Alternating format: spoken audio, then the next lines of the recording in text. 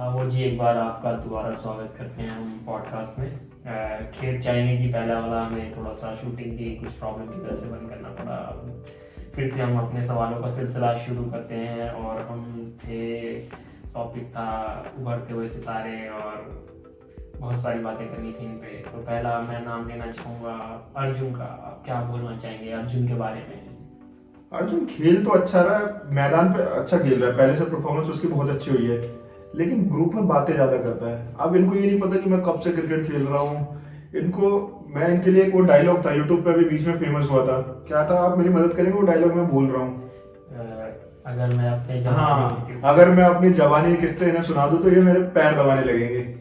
तो इनकी क्रिकेट अच्छी है, पर अभी इनको मेरे जितना आने में भी बहुत समय लगेगा। धन्यवाद, बहुत बढ़िया। दूसरा सवाल मैं करना चाहूँगा, आजकल सुमित की बात करेंगे हम। सुमित बहुत ज़्यादा विकेट ले चुके हैं, मुझे लग रहा है जितने भी हम ग्रुप में बॉलर हैं उनसे सबसे ज़्यादा विकेट ले चुके हैं, सब कम समय में। बट जो अभी हालात चल रहे हैं उस हालात पे अगर हम देखे जाएँ तो बहुत ज़्यादा मतलब बॉलिंग चॉइस में लोग उनको चूज़ नहीं कर रहे हैं, क्योंकि रनों का जो औसत है या उनकी जो एवरेज निकल के आ रही है प्रति ओवर वो बहुत ज़्यादा है। पर 12 वो 3 छक्के एक ओवर में खा रहे हैं। इसका कारण क्या हो सकता है? आप इस पे क्या कहना चाहेंगे? इसका सबसे बड़ा कारण तो देखो, सबको पता, नशा सबको ले डूबता है। तो नशा कहीं ना कहीं में अपने आप को सबको लेकर डूबता। कहीं एक टाइम में सुमित मेन बॉलर हुआ करता था, अब मेन बॉलर उसके लिए एक धब्बा बन चुका। अगर हम उसको मेन बॉलर बोलते तो उसको बुरा लगता है, तो उसने खुद बनाया अपने आप को ऐसा है। एक टाइम में बहुत अच्छा बॉलर था, अब उसको सब इंतजार कर रहे होते हैं, अब मैं ही हूँ उसकी 4 बॉल पे 4 छक्के मार रहा हूँ, 3 छक्के मार रहा हूँ। तो सुमित को अभी अपने ऊपर बहुत काम करने की जरूरत है। बाल कटाने से वो अच्छा बॉलर नहीं हो जाएगा, उसको प्रैक्टिस करनी पड़ेगी मैदान पे जाके। धन्यवाद। दूसरा हम अपने जो अभी बात करेंगे बुजुर्ग प्लेयर, बुजुर्ग प्लेयर जैकी भाई, चैनू भाई, दोनों में एक जैकी भाई के बारे में प्रकाश डालिए, क्या कहना चाहिए आप? देखो, सबसे पहले जैकी भाई ठीक है, उम्र के उस पड़ाव पे वो क्रिकेट खेल रहे हैं, यही अपने आप में एक बड़ी अचीवमेंट है जैकी भाई के लिए। ठीक है, थोड़ी मिसफील्ड वगैरह होती है, हो सकता है उस एज में हम लोग भी ना खेल पाए, तो जैकी भाई एफर्ट लगा रहे हैं, बहुत अच्छी बात है। और टीम में एकता बनाया हुआ है, टीम में उन्होंने खेले कैसा भी टीम के लिए खड़े रहते हैं, टीम के लिए बात करते हैं, ये एक अच्छा जज्बा है क्रिकेट के लिए। हम यहाँ राहुल पाल की बात करेंगे। राहुल पाल की कुछ अच्छी बातें और बुरी बातें। मैं थोड़ा सा अच्छी बातों की साइड पहले जाना चाहूँगा, जैसे कि उन्होंने चांस दिया रवि भाई को और राघव भाई को। बॉलिंग मुझे लगता है रवि भाई एक अच्छे बॉलर के रूप में आए हैं, मतलब विद इन चॉइस आप उनको एक अच्छा बॉलर मान सकते हैं। तो इसके बारे में आप क्या कहना चाहोगे? राहुल जी देखो, सबसे पहले हम बात करते हैं, कोई भी चीज अगर हम बहुत ज्यादा खा लेते हैं ना तो वो चीज खराब हो जाती है। राहुल पाल के साथ ऐसी ऐसी अभी स्थिति हो रखी है। उन्होंने रवि भाई को चांस दिया, ठीक है, राघव भाई को चांस दिया जिन्हें चांस नहीं मिलता था, लेकिन बहुत ज्यादा चांस दे दिया है। अब उनको बाकी प्लेयर जैसे सुमित सेन, विशाल पांडे, इन लोगों को शिकायत हो रही है। बहुत लोग मुंह पे नहीं बोलते राहुल पाल के, लेकिन अगर हमें जैसा मेरे पास मैसेज आ रहा है, सुमित सेन जैसा बता रहा है, तो सबको चांस देना पड़ता है। ठीक है, वो लोग पहले दबे हुए थे, अब उनको इतना, जैसे अब मैं आपको आरक्षण को लेकर इसको समझाता हूँ। चल, आरक्षण को लेकर चलो मैं इसको समझाता हूँ। जैसे अब आरक्षण में आप तो देखोगे कि अमीर बहुत अमीर बनता जा रहा है। तो ये आरक्षण स्टार्ट इसलिए हुआ था कि जो नीचे का तबका है वो ऊपर आ सके, लेकिन अब ऊपर आके वो बहुत ऊपर हो गया और जनरल वाला नीचे ही हो गया। इसी तरीके से रवि भाई और राघव भाई को चांस मिले, लेकिन बहुत ज्यादा चांस मिल गए, और जो हमारे नॉर्मल प्लेयर थे सुमित सेन, विशाल पांडे, उनको चांस नहीं मिल रहा। तो राहुल पाल को अपनी टीम के लिए ध्यान रखना पड़ेगा कि सबको चांस ले और एक टीम में एकजुट होकर खेले। धन्यवाद। अब हम अगला सवाल आपके लिए कि सबसे ज़्यादा अगर बात की जाए तो अगर मैच के बीच में मैच में रुकावट आती है या होती है, उसका सबसे बड़ा कारण निकल के आते हैं तन्मय विश्वास। बहुत बड़ा कारण निकल के आते हैं। अभी तक लड़ाइयाँ, डिसीजंस सब पे, मतलब आप क्या कहना चाहेंगे? इस चीज़ को रोका जाए, तन्मय विश्वास को थोड़ी मैच्योरिटी लानी चाहिए अपने प्लेइंग में एज ए उम्र के हिसाब से। वो बाप भी बन चुके हैं, उनको मुबारकबाद देते हैं हम दोनों हमारी ओर से। तन्मय जी, बधाई हो आपको पिता बनने के लिए।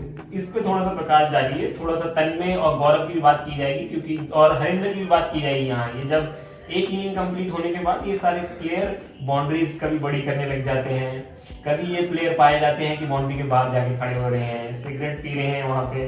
तो इस पे क्या बोलेंगे आप? सबसे पहले हम तन्मय पे बात करते हैं। तन्मय पे बात करने के लिए आपको मैं एक सीरीज याद दिलाता हूँ। ऑस्ट्रेलिया और इंडिया की सीरीज थी, ऑस्ट्रेलिया का दौर था, उसमें स्टीव बकनर एक अंपायर हुआ करते थे।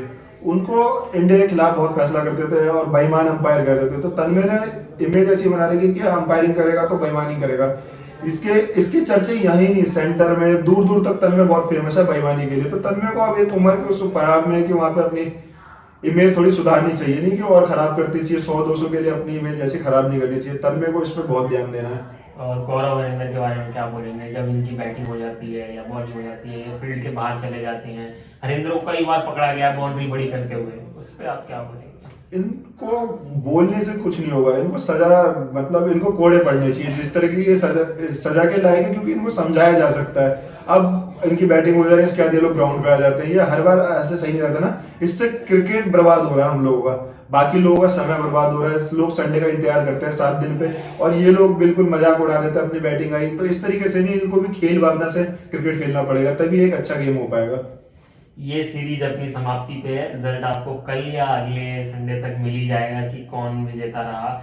इससे नेक्स्ट सीरीज के लिए आप किन 2 नामों को कैप्टन के रूप में लेना चाहेंगे? आप यहाँ से राहुल पंगोत्रा को हटा दीजिएगा क्योंकि वो बहुत कैप्टनसी कर चुके हैं। आप किन 2 नामों को आगे डालना चाहेंगे? आपकी ओर से कौन ऐसा बंदा है जो कैप्टनसी की कमान संभाल सकता है और आपको लग रहा है कि ही इज टैलेंटेड अबाउट और पैशनेटेड अबाउट क्रिकेट? तो सबसे पहले आपने कहा कि कहते हैं कि रिजल्ट कल आएगा, तो मैं आपको भी इसी पॉडकास्ट पे आपके माध्यम से बता देता हूँ, रिजल्ट आ चुका है और कल हम लोग बस खाना पूर्ति करने जाएंगे और मैच जीत के आके, और दोपहर के 12-12:30 के आसपास हम कप्तानी की बात करेंगे। तो अब हम आ जाते हैं, रिजल्ट मतलब है ही नहीं अब इनकी टीम में। मेरे को ऐसा लगे कि कोई सामने से आके हमें कोई ऐसा मुकाबला कर रही है। अगर हम मैच की बात करें, पहले मैच को छोड़ दे इसमें हमारे, नहीं तो दूसरे मैच में हमारे लोगों की बैटिंग नहीं आ पा रही। एक मैच में मैंने मार दिया, दूसरे मैच में शुभम पांडे ने, सुजीत बर्मन ने मार दी, नीचे वाले आके बैट हमारे पकड़े रह जाते हैं, किसी की बैटिंग ही नहीं आ पा रही। तो रिजल्ट तो हम लोग बस खाना पूर्ति करने जाएंगे, मैच तो हम जीते हुए हैं। अब हम आ जाते हैं, आपने कहा कप्तान की, कप्तान में आप कौन से कप्तान देख रहे हो? तो कप्तानी के रूप में मैं अभी अर्जुन मेरे पास आ रहा है, पर अर्जुन को अभी सीखने की बहुत कुछ जरूरत है, अभी अर्जुन को थोड़ा समय लगेगा। कप्तानी के रूप में तन्मय मेरे को लगता है कि कप्तानी कर सकता है, पर तन्मय थोड़ा सा उसका कैरेक्टर बेईमानी में है। तन्मय की कप्तानी से मैंने देखा है बहुत सारे प्लेयर उनको मतलब एज ए कैप्टन नहीं चूज करना चाहते। को बहुत सारे प्लेयर कंफर्टेबल नहीं हो पाते हैं उनके साथ। क्या रीजन हो सकता है? वो अपने आप को ज्यादा प्रमुखता देते हैं बॉलिंग में, बैटिंग में। सबसे पहले तन्मय को एक गलत फहमी है कि वो ऑफ स्विंग डालता, लेग स्विंग डालता, राशिद खान है। उसको सबसे पहले ये देखना पड़ेगा कि मैच की स्थिति क्या है, वहां पे बॉलिंग कौन कर सकता है, अपने बॉलरों को कैसे यूज कर सकता है। ये नहीं कि बस आंकड़े सुधारने हैं, मेरे को क्रिक हीरोज ऐप पे अपना नाम डलवा के मैन ऑफ द मैच बनना है या लोगों को चमकाना है। इस तरीके से अपने आप को शोबाजी से तन्मय को बचाना होगा और अपने सभी प्लेयरों को मौका देना होगा। इससे उसकी कप्तानी भी अच्छी होगी, और अगर खिलाड़ियों को मौका मिलेगा तो अपने कप्तान की तारीफ करते हैं। आप भी उस दौर से गुजरे, आपकी भी कप्तानी की तारीफ होती है, तो कहीं ना कहीं आप अपने खिलाड़ियों को यूज कर रहे हैं, मौका दे रहे हैं, इसलिए आपकी तारीफ हो रही है। तन्मय को कप्तानी में ये चीज सीखनी होगी। अब इस खत्म होते पॉडकास्ट के साथ मैं आपसे एक आखिरी सवाल लेना चाहूंगा कि आप किन अभी उभरते हुए प्लेयरों को देखना चाहते हैं? 4 या 5, 3 आप बॉलर में नाम लीजिए आप, और 3 बैट्समैन जो आपको लगता है कि आगे आने वाली सीरीज में अपने दम पे टीम को जितवा सकते हैं या गेम चेंजिंग हो सकते हैं। आने वाले टाइम की बात करूं तो मेरे को जो सबसे उभरता हुआ खिलाड़ी दिख रहा है कम एज में, अर्जुन दिखता है मेरे को कि वो अपनी बल्लेबाजी से मैच पलट सकता है। और गेंदबाजी में बात करूं तो कार्तिक को मेहनत करनी पड़ेगी। कार्तिक एक टाइम थे, पर अभी उनकी गेंदबाजी में वो दम नहीं दिख रहा। तो कार्तिक लगेगा समय पर, कार्तिक भी गेंदबाजी चेंज कर सकते हैं और गेम चेंज कर सकते हैं। और मैं एक नाम विशाल पांडे का भी लूंगा। विशाल पांडे का गेम ऑलराउंडर का है, पर वो अपने आप को या तो लो फील कर लेते हैं या कप्तान का मनोबल नहीं बढ़ा रहा, इस तरीके से उनका यूज नहीं हो पा रहा। इसलिए राहुल पाल की टीम भी कमजोर हुई पड़ी है हमारे सामने। धन्यवाद। तो दर्शकों, आपका बहुत बहुत शुक्रिया हमारे साथ जुड़ने के लिए और इस सीरीज पे बात करने के लिए। एमसीपीएल्स विंटर सीजन नेक्स्ट पॉडकास्ट हम करेंगे अब अपनी नई टीम के बारे में, जो नई टीम और कप्तान चुने जाएंगे। और आमोद जी, आपका बहुत बहुत धन्यवाद हमारे साथ जुड़े। आपने बहुत सारी चर्चा की क्रिकेट के बारे में और क्रिकेट को कैसे आगे बढ़ाया जाए। धन्यवाद, बहुत बहुत शुक्रिया आपका। चलो राहुल जी, बहुत बहुत शुभकामनाएं अगली सीरीज की कप्तानी के लिए। धन्यवाद धन्यवाद धन्यवाद।